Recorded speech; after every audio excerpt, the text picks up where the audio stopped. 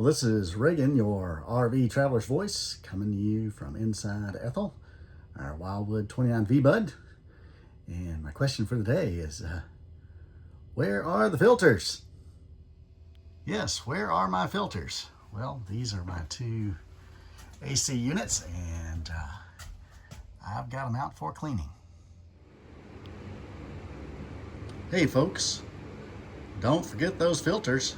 You'll thank me later about midsummer when you're sweltering heat outside and your AC is struggling. Make sure you check those filters for your AC units in your rig. Here's the before.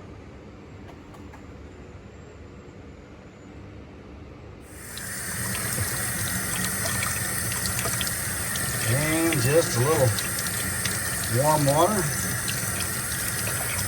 You can see all the crud that was in this filter. And we routinely clean these about every 30 days, and we're not in a particularly dusty climate. So you just never know how much accumulates there. And this is the after. All cleaned up now. And we'll get them back on our two AC units. And just a reminder, don't forget the filter. This is Reagan, your RV traveler's voice. Happy camping.